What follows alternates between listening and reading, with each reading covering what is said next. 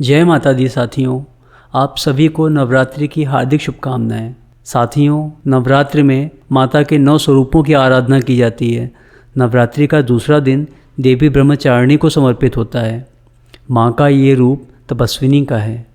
माँ का नाम ब्रह्मचारिणी 2 शब्द ब्रह्म और चारिणी को मिलकर बना है। जहाँ ब्रह्म का अर्थ है तपस्या और चारिणी का अर्थ है आचरण करने वाली, अर्थात ब्रह्मचारिणी का शाब्दिक अर्थ है तप का आचरण करने वाली। महादेव को अपने पति के रूप में पाने के लिए की गई कठोर तपस्या के कारण ही देवी के ब्रह्मचारिणी स्वरूप का प्रादुर्भाव हुआ था। देवी ब्रह्मचारिणी का स्वरूप अत्यंत शांत एवं मनोरम है। उनके दाएं हाथ में जबकि अक्षय माला और बाएं हाथ में कमंडल सुसज्जित है। इस स्वरूप में माता बिना वाहन के नजर आती हैं। नवरात्रि के पावन त्यौहार के दूसरे दिन माता ब्रह्मचारिणी का विधिपूर्वक पूजन किया जाता है। तो आइए जानते हैं माँ ब्रह्मचारिणी के तप की अनन्य कथा। देवी ब्रह्मचारिणी के महात्म्य की कथा महादेव के प्रति उनके प्रेम और निष्ठा से जुड़ी हुई है। माँ दुर्गा का यह अवतार मनुष्य को निष्ठा और वैराग्य की सीख देता है। उनकी महिमा की इस कथा का उल्लेख देवी भागवत महात्म्य और मार्कंडेय पुराण के कुछ जगहों पर मिलता है। धार्मिक कथाओं के अनुसार प्रजापति दक्ष ने कनखल में एक विराट यज्ञ का आयोजन किया था। महादेव के प्रति मन में विरोध और ईर्ष्या का भाव होने के कारण उन्होंने महादेव और देवी सती के अलावा उस यज्ञ में सभी देवी देवताओं को आमंत्रित किया। जब देवी सती को इस यज्ञ के बारे में पता चला तो उन्होंने यज्ञ में पहुंचकर अपने पिता से ऐसा करने का कारण पूछा। इस पर प्रजापति दक्ष ने अपनी पुत्री और महादेव को अपशब्द कहे और इस अपमान से व्यथित होकर देवी सती ने भगवान शिव का ध्यान करते हुए योगाग्नि द्वारा अपना देह त्याग कर दिया। माता सती के आत्मदाह के बाद समस्त सृष्टि जैसे श्रीहीन हो गई और महादेव भी उदासीन हो गए। देवताओं ने महादेव की ऐसी हालत और दानवों के उपद्रव से त्रस्त होकर आदिशक्ति का ध्यान किया। तब देवी आदिशक्ति ने सभी देवताओं को आश्वस्त किया कि वह बहुत जल्द ही पर्वतराज हिमालय के घर कन्या रूप में अवतरित होंगी। यही कारण है कि कालांतर में देवी ने हिमालय और मैना के घर जन्म लिया। पर्वतराज की पुत्री होने के कारण देवी पार्वती कहलाईं।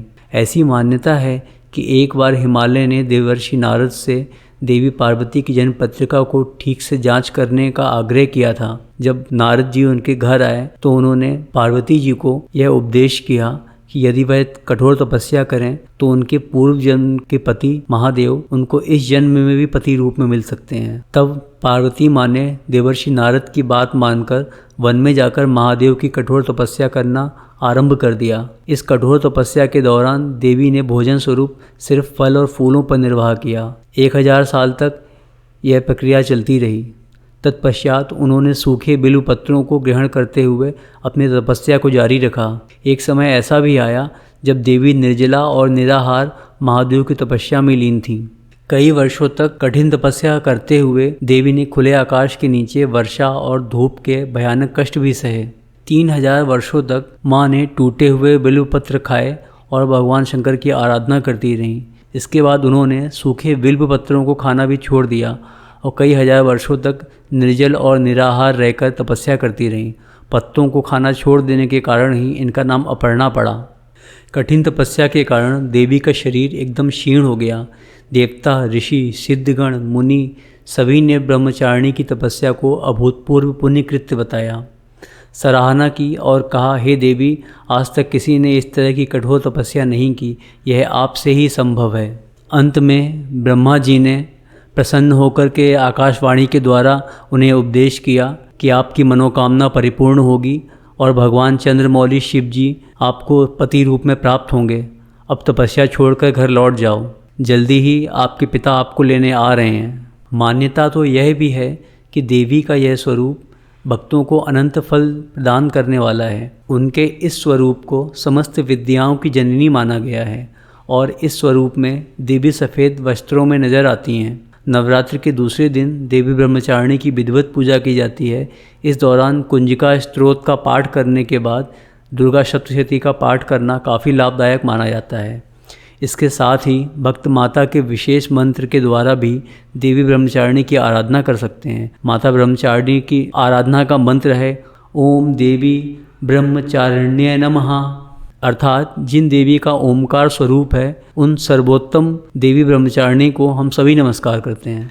मान्यता है कि देवी ब्रह्मचारिणी की आराधना करने वाले भक्त शीघ्र ही समस्त भोगों के सुख को भोग कर अपनी आत्मा का कल्याण करते हैं और ब्रह्म तत्व की प्राप्ति करते हैं। हमें भी माता की शरण प्राप्त हो ऐसी भावना करनी चाहिए। देवी दुर्गा के ब्रह्मचारिणी अवतार की कहानी हमें ये सीख देती है कि तप, त्याग, सदाचार, परिश्रम और संयम का मनुष्य के जीवन में कितना महत्व होता है। मनुष्य अगर कठोर परिश्रम करते हुए अपना जीवन यापन करे तो उसे अपने मनोवांछित फल की प्राप्ति अवश्य होती है। जिस प्रकार अत्यंत मुश्किल परिस्थितियों में भी देवी ब्रह्मचारिणी ने अपनी तपस्या का पथ नहीं छोड़ा, उसी प्रकार मनुष्य को भी परिश्रम का पथ नहीं छोड़ना चाहिए। माता रानी आप सभी की मनोकामनाओं को पूर्ण करें। जय माता दी।